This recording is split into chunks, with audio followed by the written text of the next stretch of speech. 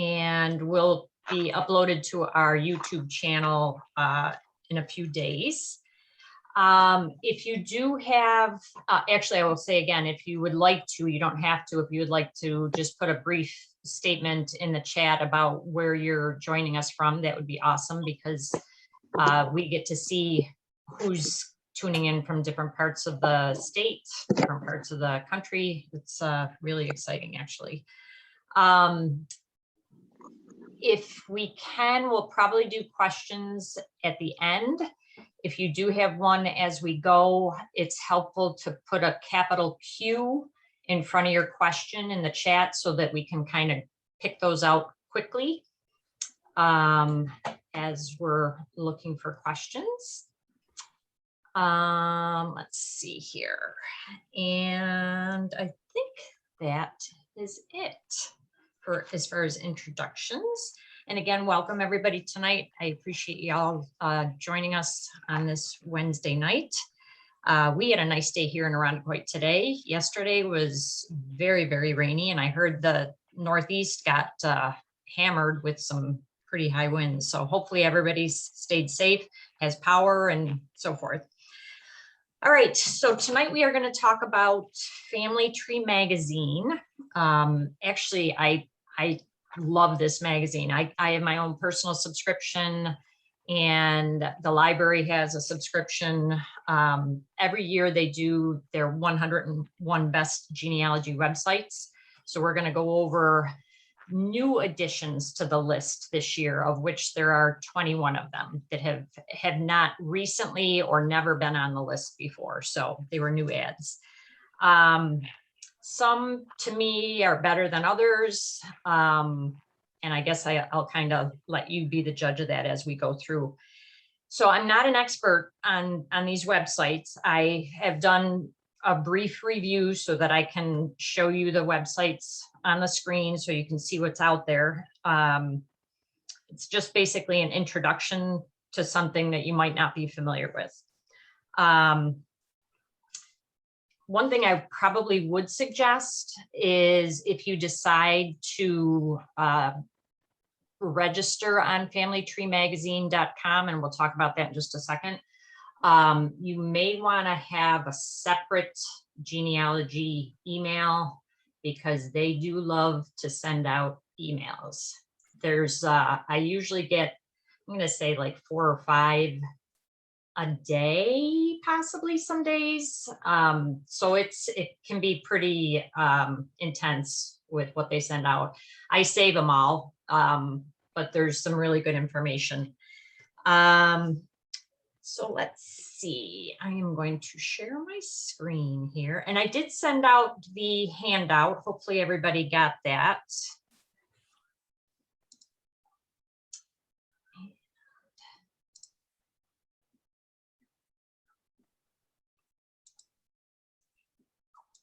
Okay, share. Okay. Nancy, Yes. the handout is in the, I couldn't open it. It's an ICS or something. And I have Microsoft, but I couldn't open it. It's a Word document. I'll put it again. I'll put it out in the chat again in Okay, just a great. minute here. Thank you. An ICS is a calendar file. Yeah, it didn't make sense. Oh, that is weird. That is very strange. I got it as a Great. doc. Yes, I got it as a document. No problem opening it.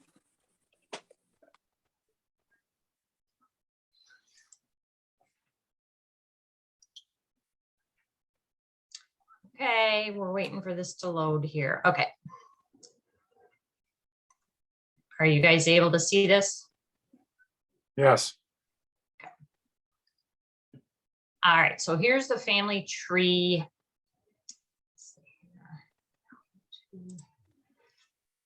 Website. And sorry, this is a little wonky here. They have many, many free resources, and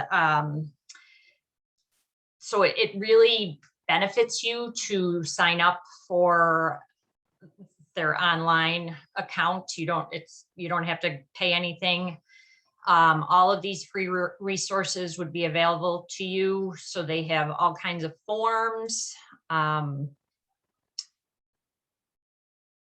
I think, all right. So ancestor charts, group charts, census checklists, surname variants, census worksheets. There's just a ton of them, and all you have to do is ask. And if you're not, if you don't have an account or a registration with them, you would just have to put your email in and they'll send it to your email. So just show you how this works here real quick.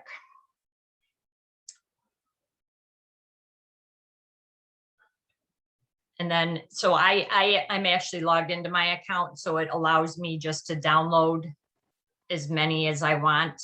And I think it's really nice that they allow you to do that. Then they have quick reference guides. Let me just go to those real quick.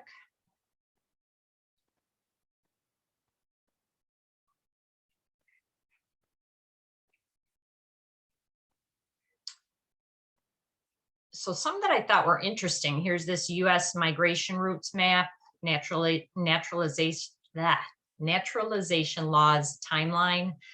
I don't know, I don't know what all of the different laws are for immigration. So to have that right at your fingertips, I think it would be really helpful.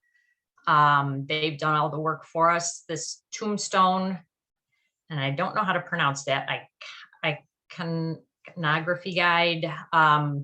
Older tombstones had symbols that were carved right into the tombstone, and they have meaning to them.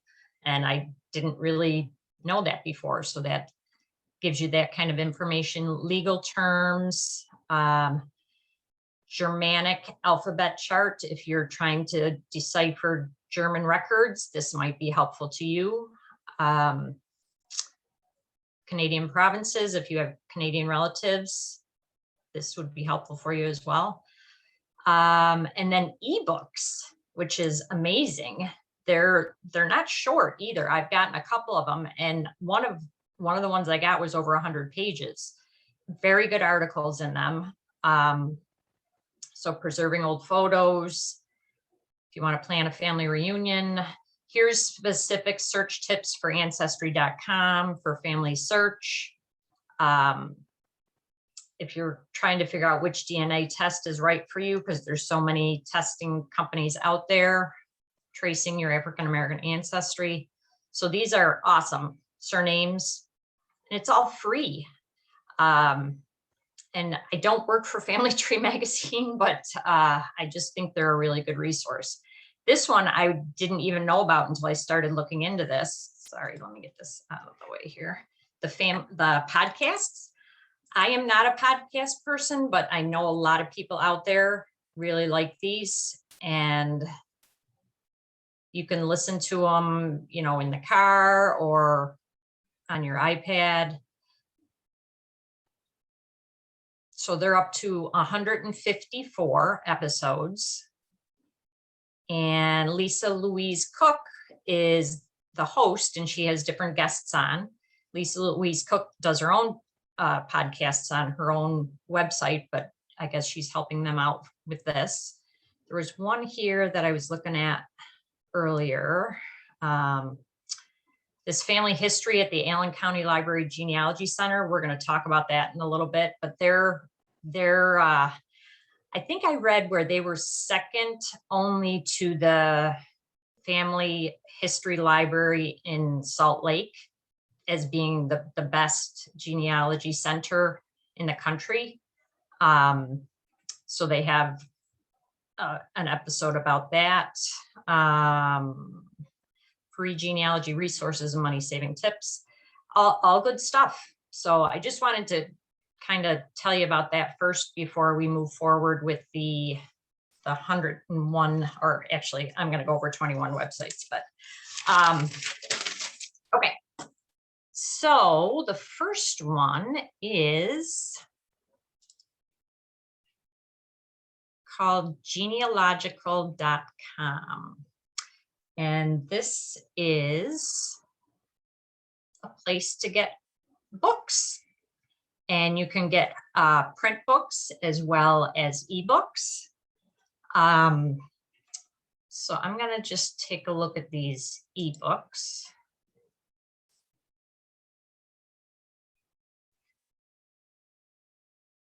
And there's 763. So these are, again, things that you can read on your phone, on your computer, on your iPad, whatever device that you happen to have. And you can buy them individually, or you can get a subscription. And their annual subscription is $100. And for that, there's 740 titles, and you can read it, copy, paste it, and print. I mean, I don't think they want you printing the entire ebook, but pages, you know, if there's certain pages that you wanted to have a copy of. 3 months for $49.95. Doesn't really make a lot of sense to me that a quarter of the year is $50 and the whole year is $100, but that's how they're doing it. So thought it was interesting. If you had to purchase all of these titles, it would cost over $35,000. So any way you look at it, it is a good deal. These plans are for individuals only.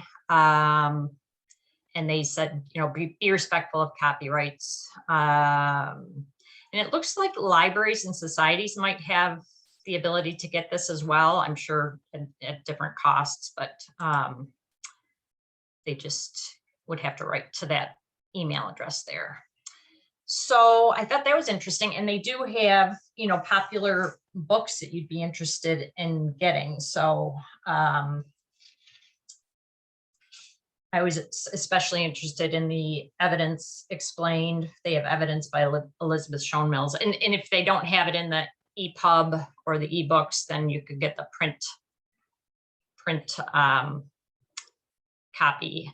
And you can filter by region, because there's a lot of regional.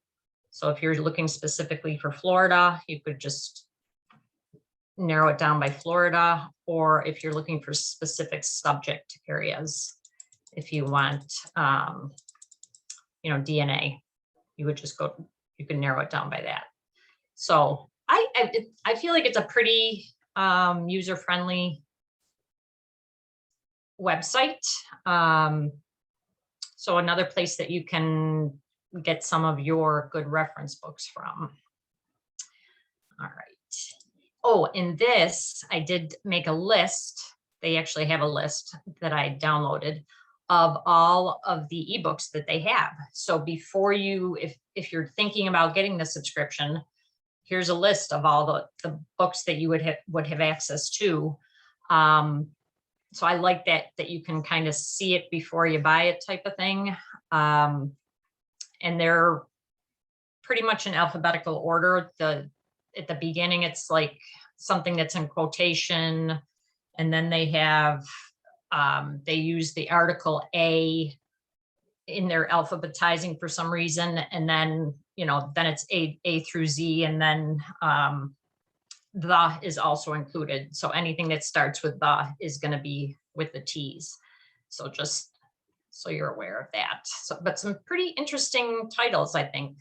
Now this interests me because I'm Scottish, so there's a lot of Scottish books that I might want to consider taking a look at. So anyway, the next one is Facebook, and I think people either love or hate Facebook. I think a lot of people decide they don't want to have their personal life out on Facebook, and I completely understand that. But there are so many good genealogy organizations that are on Facebook that you may want to reconsider that. You don't have to put all your personal stuff out there, but it's just, I think maybe if I show you a couple of things that are on here. So I just searched genealogy, and you can see things that come up. And actually earlier today, that's funny, the Rochester Genealogical Society came up on the top. And Larry can probably speak to that. We, when there's groups out here, they generally don't just say, oh, come on in, you know, we're happy to have you. They usually will ask you a few questions as to, you know, why you're interested in this particular group. I would think that if it's a legitimate request, they are not gonna turn you down. But Larry, can you just kind of talk a little bit about that, please?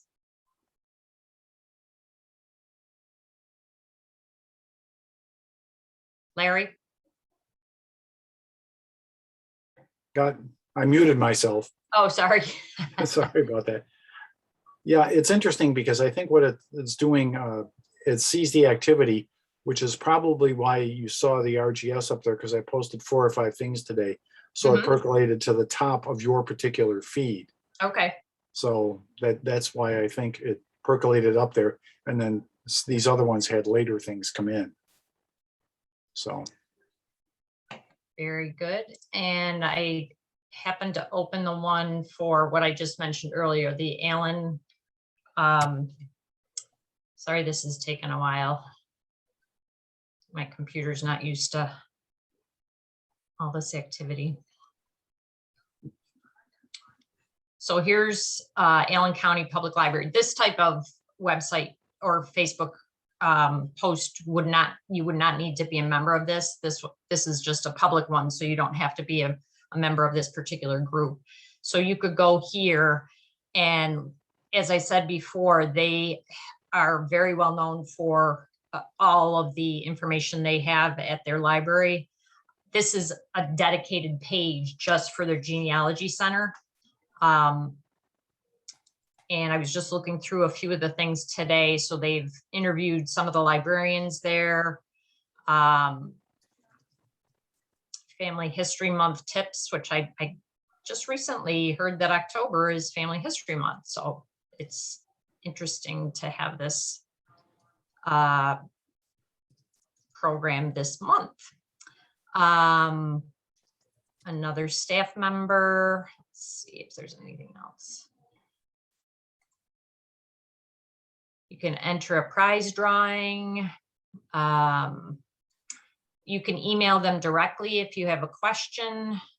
Here's their email address, I should say, and this is pretty much true of anything that's on Facebook. They will usually have a link right to their website.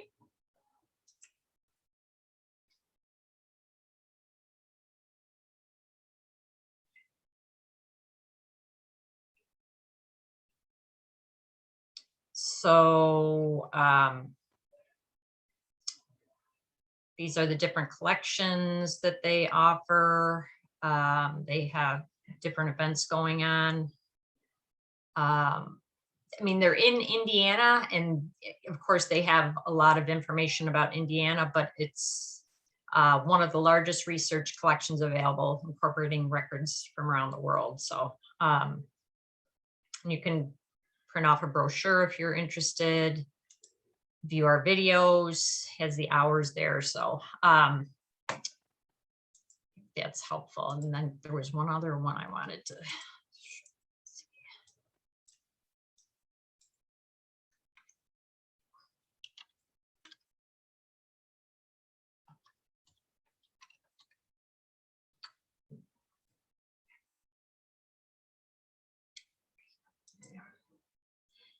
And since we're talking about free, this They claim to have the largest collection of free genealogy material for your United States research.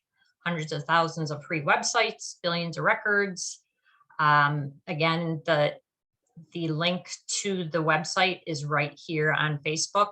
But they also put different stories, different posts, pictures that might be of interest to people as well. So it's just a couple of things from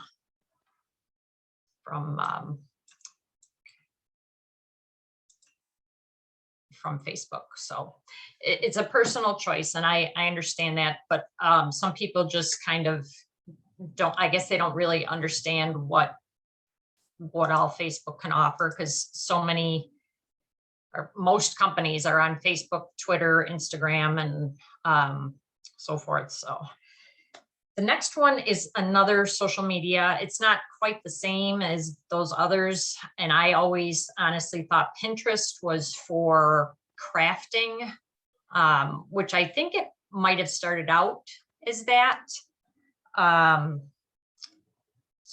So I actually have a Pinterest account.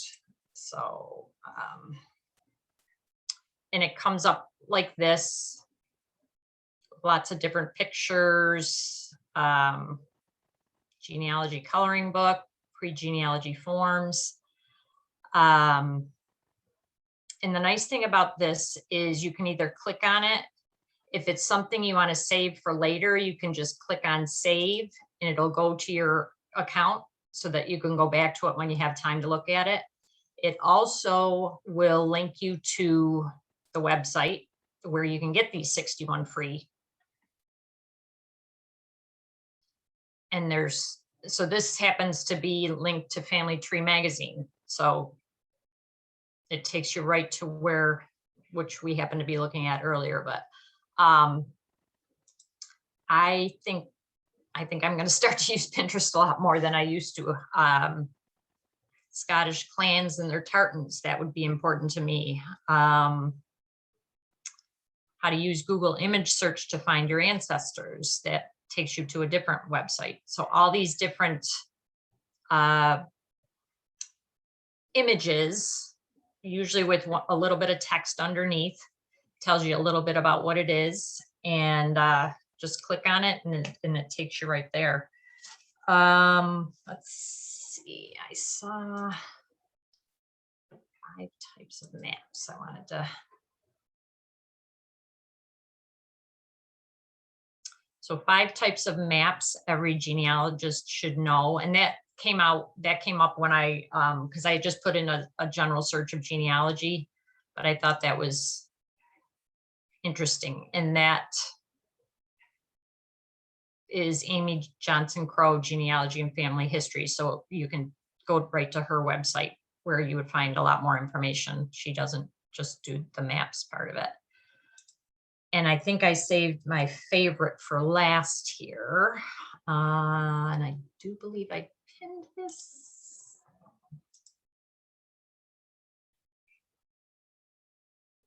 This one? No. Oh, I guess I didn't. Here we go. Free books. I don't know if anybody's ever heard of Bespoke Genealogy. I just love these images, these old guys sitting in front of the fireplace reading a book, all these really old books, really kind of a cool website. And again, free genealogy books. How can you beat that? So this guy is actually, where did I say this? Helping family historians find their roots in Great Britain and Ireland. Another awesome image there. So Alistair McGowan. But it's not just those areas. But that is where he is based. And he gives you the information down here. So Internet Archive, some of you may have heard of that. There's genealogy books on there. Google Books. I have actually downloaded some things on Google Books. Project Gutenberg, Universal Digital Library, Wikibooks. I have not actually heard of that, so I'll have to check that one out. Another one, Just Free Books, Family Search Books. So I'm all about free. So that really spoke to me on Pinterest. So not just for crafting. A lot of good genealogy stuff on there. All right.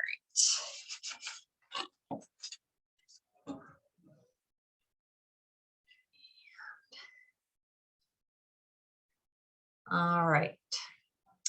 So I think I'm going to need some help here. I have the bottom part of the screen on the top. I don't know how to get that out of the way so I can, this is embarrassing. Does anybody know how to help me move that down to the bottom of my screen? You should be able to drag it, Nancy. Is it the Zoom? Oh, thank you. I thought I tried that and it didn't work. Thank you, Eric. You're welcome. Appreciate that. Okay, now I can move on. All right, so the next one is new to me as well. This is called Tribal Pages. And interesting name. I have learned when you go to new websites, it's good to go to the About Us, just to find out a little bit about, who started the web page, what they are all about, what their mission is. So they're helping us build, maintain, and share family trees online. Founded in July 2000, talks a little bit about the founder. And so that sounds pretty good. So I'm on the home page now, just kind of scrolling down. And so here's the different features of the different plans. They do have a free plan, so you can put an unlimited number of names in your family tree. The limit for number of photos is 50 in the free version. Highlight family lines.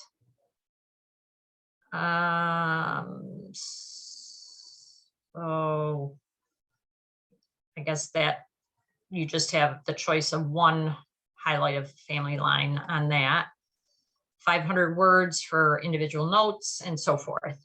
And then they have the premium and the deluxe, and it goes up accordingly. So you can get a free version, or, if you need more space, then you can, it doesn't, it's not that expensive, $3 a month. So that would be $36 or $48 a year. So I thought this was really cool. They did a sample website to show you what it could look like. And they chose to do it on the Kennedys. And so somebody put together all this information. It was started just last year, November, well, about a year ago almost, and most recently updated October 13th. So tells how many names are in the tree.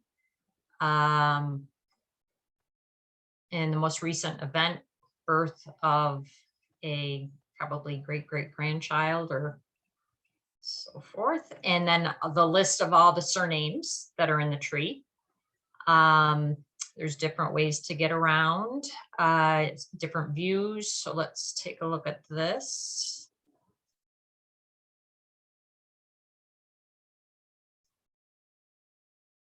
And they were able to get pictures, which I'm sure were from public places. Pretty cool though. And let's see what else here. There was one thing. So you could do events, stories, relationships, lots of different ways to look at it. Let's take a look at maps.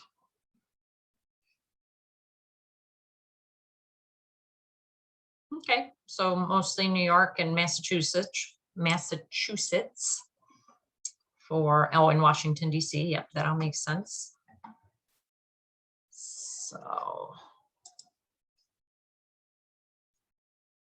So that's kind of a neat feature, I think, of this website. They're not just asking you to pay something or try it blind. They actually showed you what it's going to look like. And I think that's a good selling point for this. All right, so there was one thing here, search. And I don't know, maybe it's because I'm a librarian, but it glared at me. Where's my family tree? Right here. Not where's my family tree? And then 1860 and 1930 census records, period. Kind of a few errors, like right on your search page. I was a little discouraged by that because if they've been around since 2000, they've had plenty of time for somebody to notice that and clean it up, but maybe that's just me. So anyway, and then they have a forum on here, message boards for a variety of things. So that if you're looking for a place to build your family tree and you don't want to pay for Ancestry, this might be a good option for you. Let's see, Twitter. It's the next one. And I have to say, I am not a Twitter user. I happen to have an account because I think I had to sign up for one when I was in library school.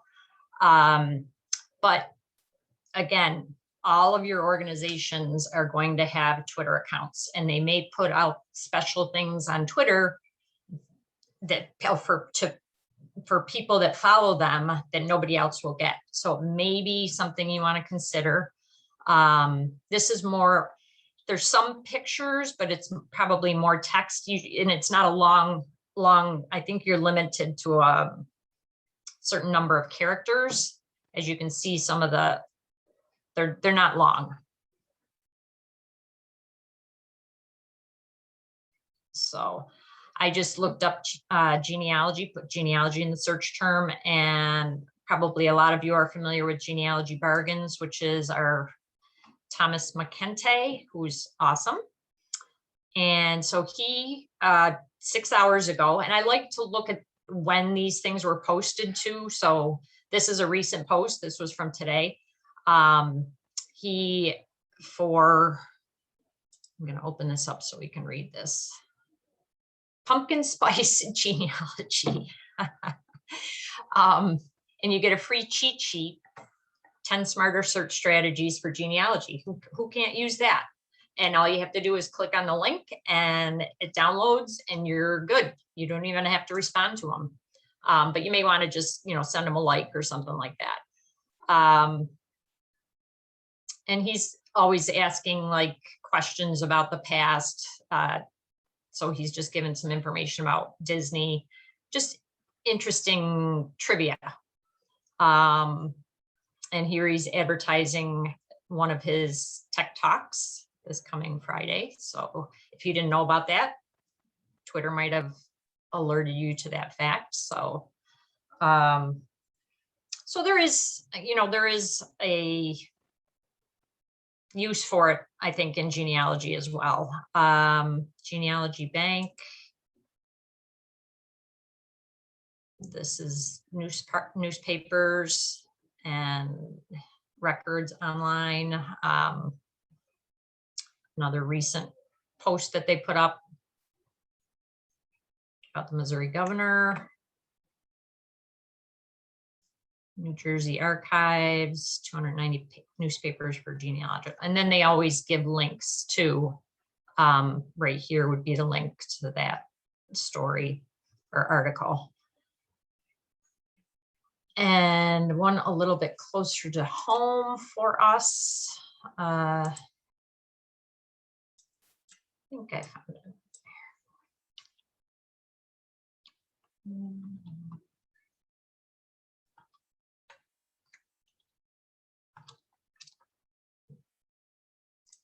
The NYG&B Society.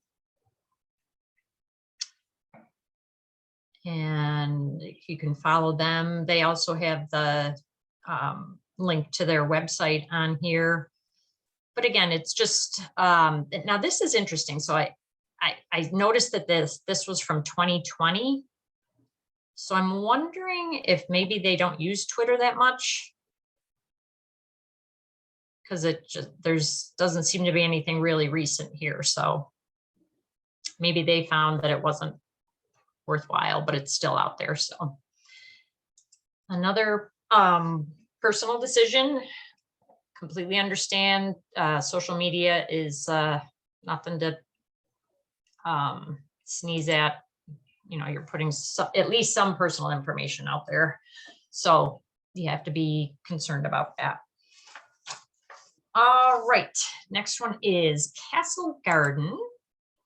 And this, Larry and I were just having a conversation about this tonight. I had actually sent out a post to the Rochester Genealogical Society months ago that Castle Garden was like down. You tried to do a search and it just came up with gibberish. Well, at least it is back up online again. But from what Larry was saying, one of his family members used to show up on Castle Garden as coming in. Now on the new page, she's not showing up like anymore. Do you want to add to that, Larry? I might have. Yeah, I looked for the same boat and the same person. There's 4 men, no women. The boat doesn't exist. I looked for the date that the boat arrived. So there is a lack of continuity between the old version and the new version. I found it in the old version, but I cannot find it in the new one. Which is very interesting and disturbing at the same time. But it's a good historical, because this Castle Garden was the predecessor of Ellis Island. And a lot of people, I don't think, really realize that. I think they think Ellis Island just was always there. And that actually didn't open until the early 1890s. Castle Garden started in 1855 and went to 1890. And so they were the first official one. And they basically opened, and this is all in this description here, because people were being let off, I'm assuming in Manhattan, and didn't really have to check in with anybody, and were being taken advantage of by the people in New York. Deceptive employers, unscrupulous money changers preyed on the immigrants as they disembarked. So they, you know, from then on, they decided they needed to have like a place where everybody went through, and that's how Castle Garden came to be. In 1890, well, that was later.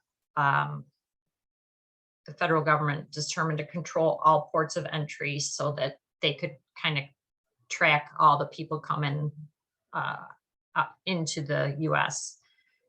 So I just wanted to show you. So again, another one besides the about, I like the FAQs. Because if you have never done this before and you're not really sure how, this does give you a little bit of information about how to search this database. How you can actually view the original passenger list or manifest. When did they arrive? Where did they come from? So just, I think it's important on most websites to look at the FAQs and the about, just to kind of get a sense. And it will help you to be more successful too. So I am going to put in, let's see, just as an example.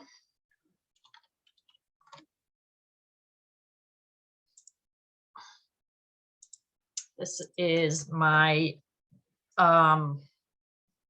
great-grandmother's family.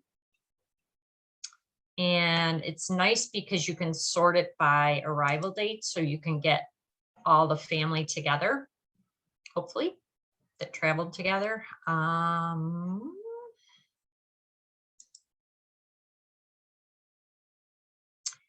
And this is the family that I'm looking for. And it's the August 18th, 1829.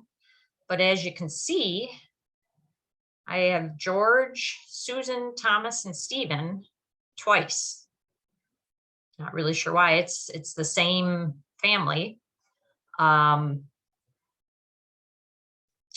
maybe that has something to do with the database being updated or whatever. And as Larry was telling me his story, I opened this up on here, and it's great. It gives good information: age, what their occupation was, the name of the ship, supposedly. The reason I say supposedly is because on here, it's listed that this family came over on the Meteor, and on Ancestry passenger list, it said they came on the ship Sarah on the same exact date. So who do I believe, I guess? Where did they leave from? So there are some unknowns, obviously, who paid for the trip, but at least it gives you a starting point. So that is Castle Garden. And again, so if your family came after 1890, then you would be looking more at Ellis Island. But Castle Garden between 1855, actually even before that, because my folks came in 1829. So even though Castle Garden wasn't an official physical site until 1855, the records still are on this site from before 1855. So, okay, so next one is the Genealogy Reporter. So this is falling under the, let's see here, news, websites, and blogs. And so this person, Amy Bowser Tennant, so she writes a blog and puts them up on her website. She also does lectures, and she puts webinars or workshops up on YouTube. So we'll go to the first one. This was dated September 10th, and this is about preserving your photos with Panga. So I'm guessing, oh, it's a software service. Okay, so save your photos with Panga. So she writes a little bit about that. Oh, and actually her, there's a video right in the blog post. So that's one thing. And then if you go to YouTube channel, she's got her own channel called the Genealogy Reporter.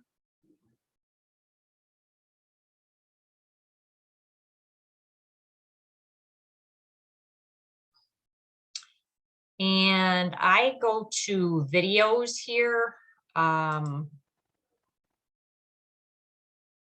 that then shows you all of the videos that she has. And I always like to look at when these were posted as well. You know, if something was posted 8 years ago in genealogy, you're going to have to be kind of careful about what the topic is, because so much changes from year to year depending on what part of genealogy you're working on. So yeah, so here's some 5 years ago there might be something more recent depending on what the topic is. Let's see, go back to her. And I noticed she's got a big logo for Family Tree Magazine because she made the 100 Best Websites for 2021. And that's something to be proud of for sure. And she also does put, like some of the other folks do, I think they get like a little money for advertising for My Heritage, that there's free access to these records. And Legacy Family Tree Webinars probably gives her a little bit for advertising that. So that was, if you're interested in having her speak, she's got really nice summaries about the lectures, and there's quite a long list. So if you're looking for different webinars or workshops for your society or library, that might be a good option for you. All right, next one is the Legal Genealogist. And she also falls under the news, websites, and blogs. So these aren't as exciting. These are more like, you know, if you want to read about specific topics. She also does lectures. This is Judy Russell, and she's got a lecture list right here that this is updated because it's 21-22. And again, if you're looking for somebody to speak, and Zoom has made it so wonderful that, you know, these people probably traveled to wherever they were presenting in the past, but now everything can be done kind of on Zoom. So she's got several pages of different webinars that she does. Prohibition, records of the U.S. Patent Office. Oh, so these are some different ones that you would probably not see as often. Enemy alien. So, and then she actually writes fairly frequently on her blog. And this is nice because you have the categories right here. So if you're looking for something specific like copyright or court cases, you can go right to those particular posts. And she actually looks like she tells what category it falls under too. So, but as you can see, she wrote one yesterday, a couple days ago, a couple days before that. So she's pretty prolific writer on her blog, which is good. And then she even allows you to write into her if you have your own question. She can't promise how fast it will be answered, and it may show up in her blog. So that's a possibility too, if you're thinking about something that's a legal question that you might want answered. All right, now the next one is probably one of my favorites, and I'm sure if not everybody, mostly everybody has watched a YouTube video at one point or another. I'm just amazed at how much is out on YouTube. So let me just turn my little page here. So I just put in genealogy as a search term, and they have a couple of, at the top, they have ads. So I'm guessing that they probably paid to show up at the top like that. So going down here, Genealogy TV, this is a channel which you can subscribe to. Here are some examples of what she talks about. And if you want to go and see all of a person's videos, you can just click on the channel and it will take you to all the rest of the videos. Hey, welcome to Genealogy. So let's see here. wills, estates, and women's rights, preserving old documents, military records, Freedmen's Bureau records, guide to family search, genealogy workflow, lots of really good topics that she's covering there. So that's one, and I honestly don't remember hearing of her before. Ancestry, of course, you know, barefoot genealogist Krista Cowan, she's awesome, and usually every few months she will come out with a what's new at Ancestry. This one is for this month, and it was just posted 3 weeks ago, so it's recent. So she spent, well, this one is a 20-minute video. I like to look at that too, so you can kind of gauge, oh, do I have time to watch that now? Or, you know, do I have to get dinner for my dog? Or so you can kind of gauge how long you're going to be watching the video. Another one, Family History Fanatics. They are huge. Like, they've got a ton of different ones.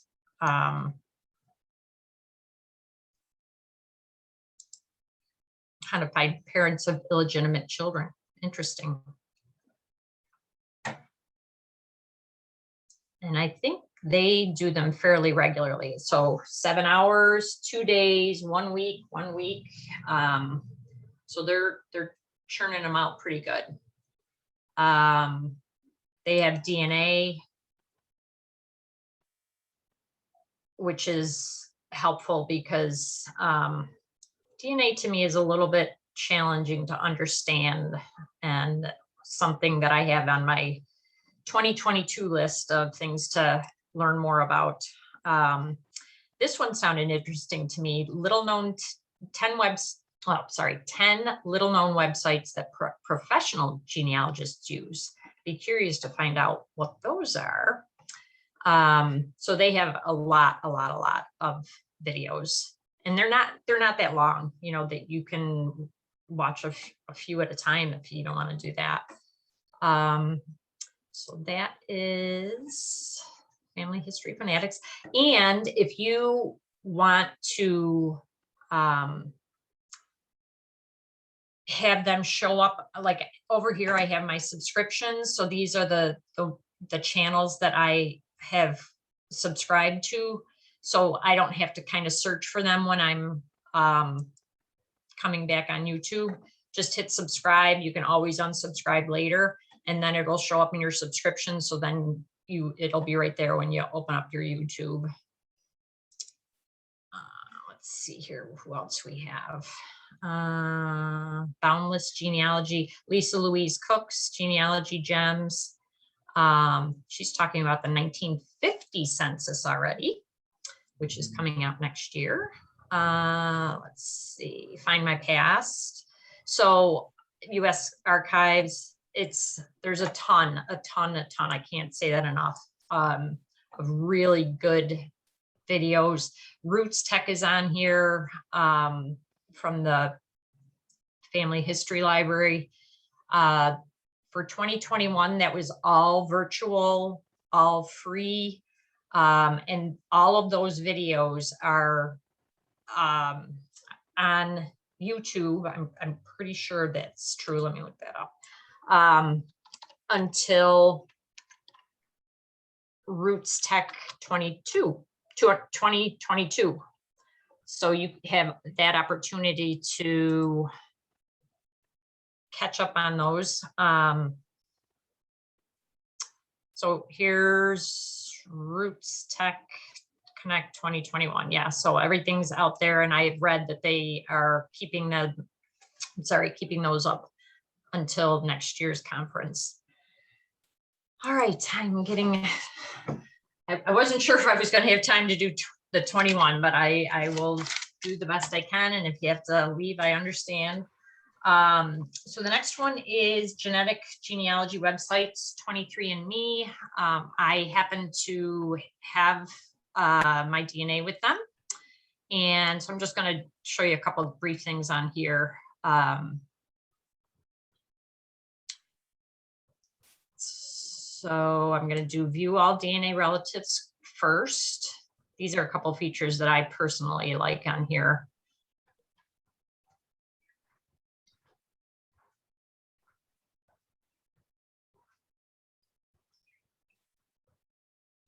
All right, so my mother, 50, almost 50%, which you would expect. You can break it down by mother's side and father's side, which is pretty handy to do. You can also break it up by ancestor birthplaces, which for me, this is important because my dad's family is from Canada via Scotland, but I was not ever able to get them back to Scotland. I knew they were from Scotland, but I couldn't get, like, I didn't have any death dates for his great grandparents. So now I have some actual living relatives that were in Canada on my father's side. So it's, I mean, I can contact them and see where the connection is. So these are just some different ways to, or you can do family names, see if any of them are the same as people in your tree. Let's see, frequently asked questions, like I said, is always a good idea. So here's some specific DNA questions. And one thing that they do on, which I think is really cool, 23andMe, is they actually create a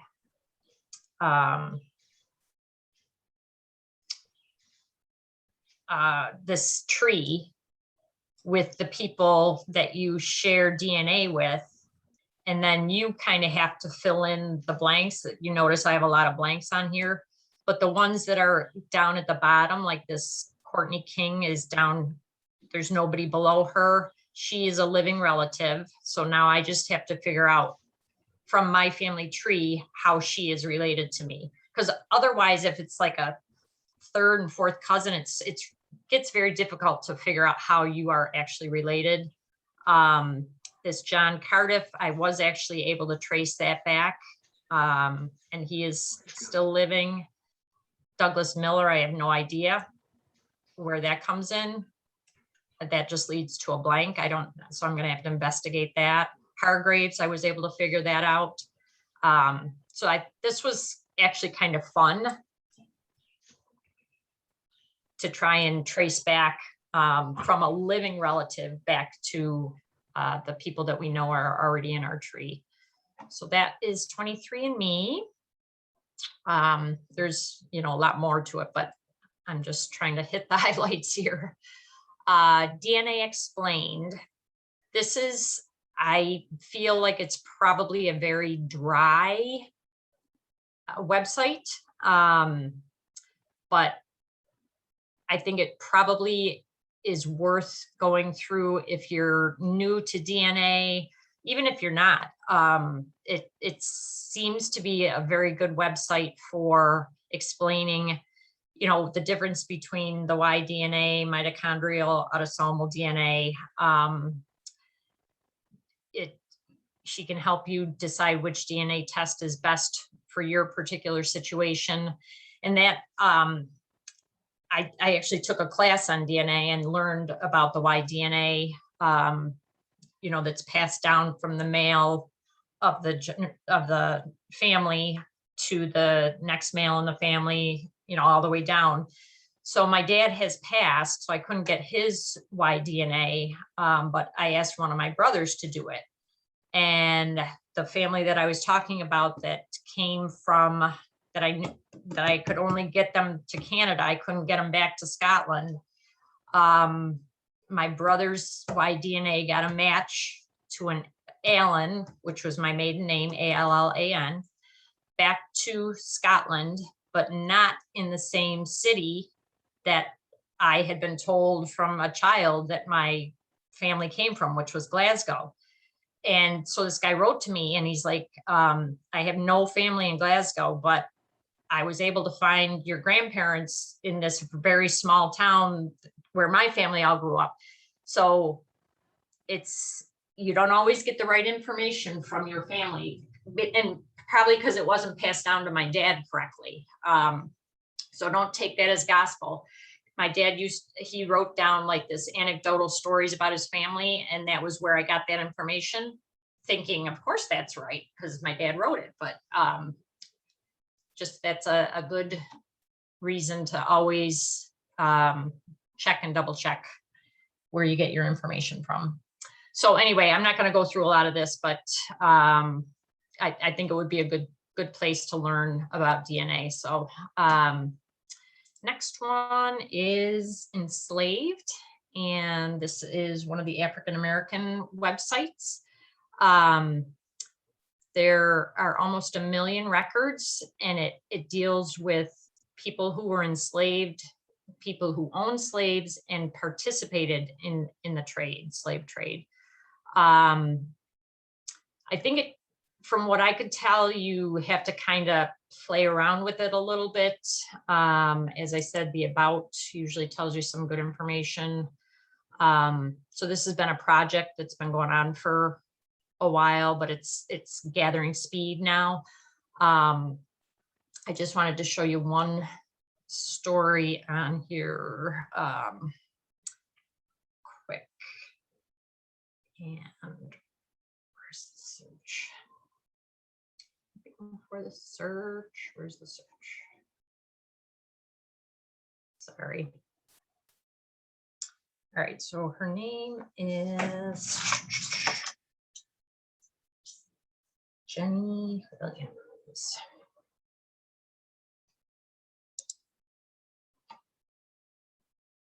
Right here. All right, so this is just a story about information that researchers have been able to gather. So Jenny, here's a timeline of Jenny. She was born enslaved near Schenectady, New York, which was, they don't have an exact birth date, but in the late 1700s when slavery was legal in the state of New York. So she decided to go to Massachusetts, and slavery was abolished there in 1783. So that's where she ended up. She got married there. There's a record of that. Her husband was Jack Williams and Jenny Comfrey. And it was recorded in the First Church of Springfield, where they were listed just as Jack and Jenny. And then they were in the head of household. Jack was the head of household in the 1810 census. So just kind of interesting how people moved from New York that was still had slavery and moved to a state that no longer had slavery, and ended up on a census and on some records that showed that they existed. So I think that was pretty cool. It evidences the opportunities for New Yorkers seeking to escape slavery, and that why they ended up in Massachusetts. So again, I think this you might need to explore a little bit more. Might not be as user friendly as some of the other sites. Sorry. Mexican War Soldiers and Sailors Database. So this is on the National Parks Service website. And they also have like the Civil War Soldiers and Sailors Database. I honestly I guess I just didn't realize that there had been a Mexican War. I'm not great on history. I apologize for that. So this was in 1846, lasted for 2 years, 150,000 soldiers. And here are, I actually put in Clough, which is one of my family's names. And just to show you the difference in records. So here was John F. Clough, who's not related to me, but here is one record, has most of the information filled out private, 26, even has eye color, hair color, the complexion, height, his occupation. Don't know what a saddler is, but just a few unknown. This is an interesting thing right here. He died 1844, and the remarks were on the march from Fort Leavenworth to Pawnee Village. So did he die while marching? Just an interesting aside. And then to compare that to the let's see here, William Clough, where most of the spaces are unknown or blank. It has the date of enlistment, his regiment, the date he mustered in, doesn't even have his discharge date.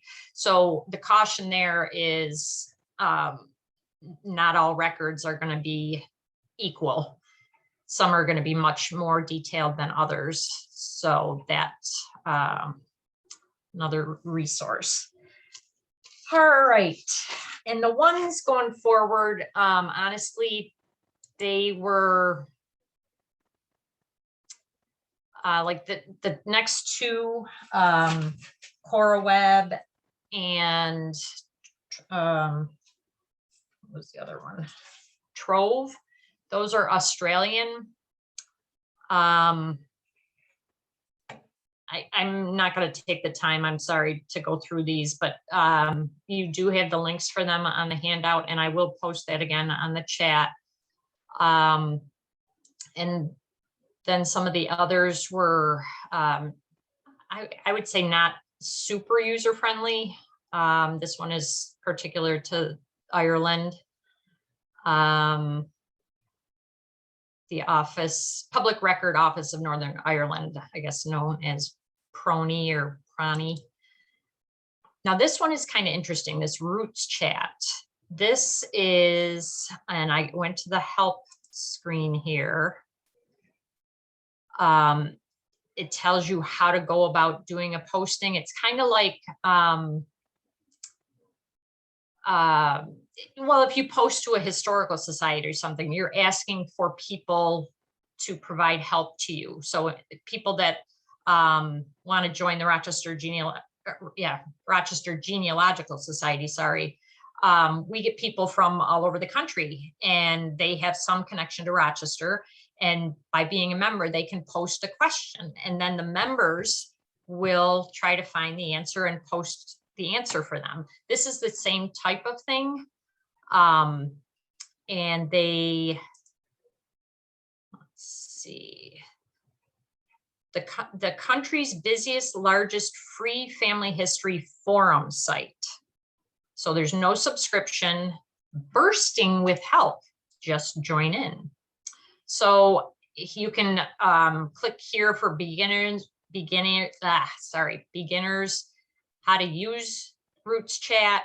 If you want specific information about interpreting handwriting, family history events, and so forth. But this is, I did read it somewhere. It's I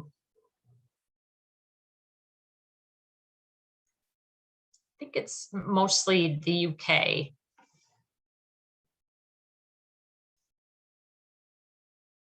Yeah, your surname interest. So that's kind of a cool thing too. So if you have family in the UK, this might be a good one for you to hop onto. And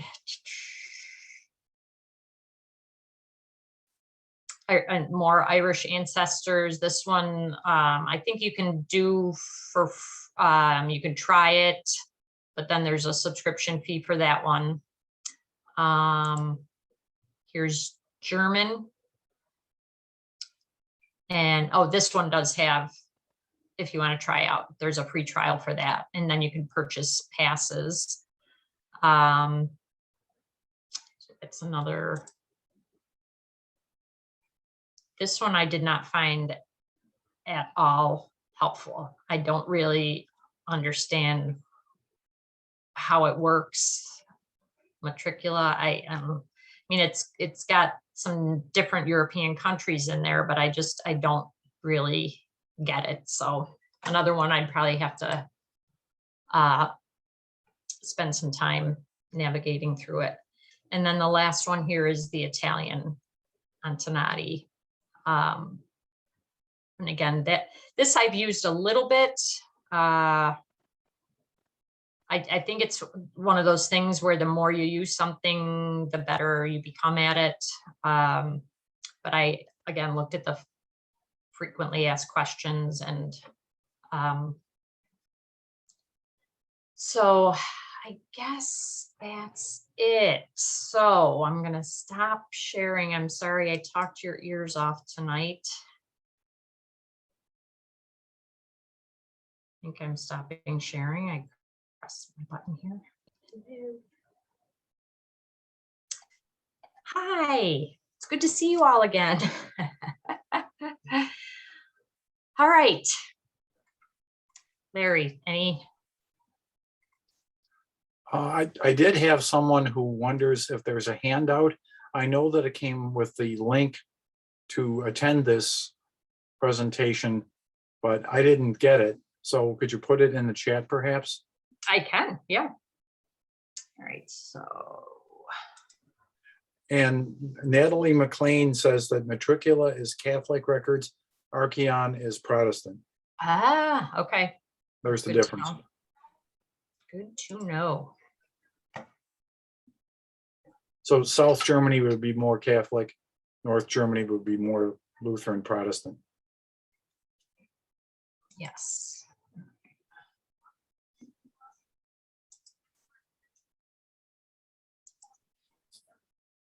Sorry, I'm just trying to.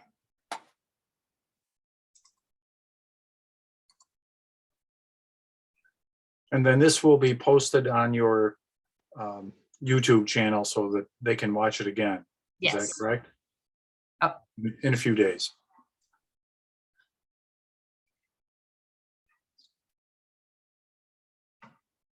All right, so let me see if I can.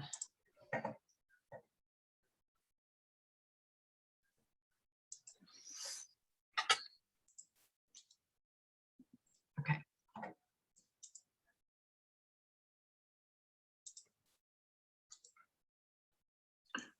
We should also mention that the RGS does have that DNA interest group, and Don Sigwald is very good at explaining DNA.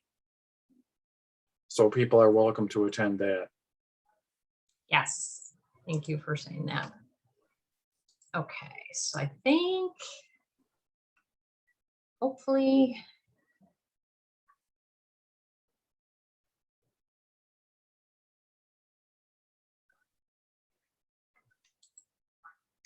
it's not pasting. Why isn't it pasting? Nancy, I got in late. Could you tell us who your two cooperative fellows are? Pardon me? Who are the two gentlemen? I got in late, so you may have Oh, I'm introduced them. sorry, Larry Knockham, who is the president of the Rochester Genealogical Society, and Eric Vaughn, who is one of the vice presidents of the Rochester Genealogical Society. Thank you. Aha. This is about my 10th. I haven't missed a session except when I was in Florida, Oh, but I've been to every single one and I enjoy it. Don't ask me whether I am following up and doing genealogy. I've done a little bit, but not as much as I should because of these programs, but I've got a lot of notes, and who knows, I'm 93, so I'm running out of time. good for you. All right. So it says it. Oh, all right. I'm sorry for these technical difficulties here.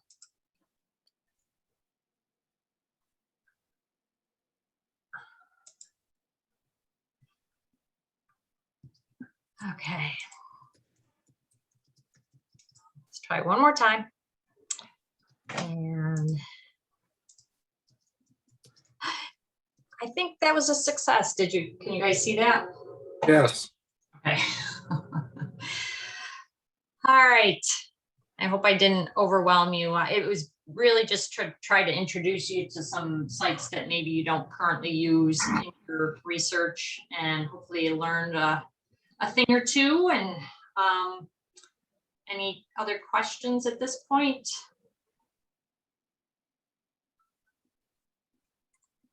Well, thank you so much for coming. I appreciate all the support. I really enjoyed gathering everybody together every month.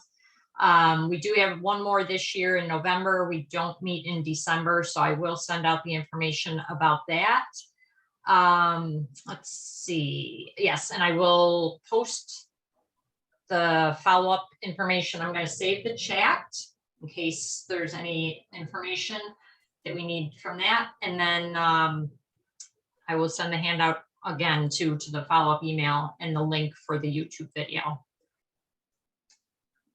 So thank you everybody for coming, and hope everyone has a wonderful night. Thank you. Thank Thank you. you. Very much. Thank you. Nancy. Thank Good you. session. Thanks, Nancy. Thank you.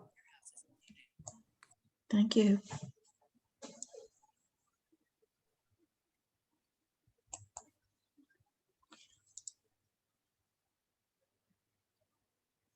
Thanks, Larry. Oh, glad to help. We had over 50 people. Really? Yeah, Did you get a final count? Because I wasn't even paying attention to that. I think it was 51. 51, okay. Cool. Okay, Anybody from Arizona or places like that? pardon me? Any people from Florida or Arizona or exotic places like that? San Francisco. Oh, yeah. I don't think we'll beat the gal that called in from Korea. Yeah, Oh, I yeah. remember that's that, yeah. right. But that's Yeah, the nice thing about the internet. You can be almost anywhere. that's true. Might be in the middle of the night wherever you are, but still. I'm a radio ham. I'm used to talking around the world, but Wow. not used to seeing pictures. Ah, All right. All right, well, thank you again, everybody. I'm gonna stop our recording and end for the evening. Have a Okay. great one. see you Thank next time. All right. I Bye.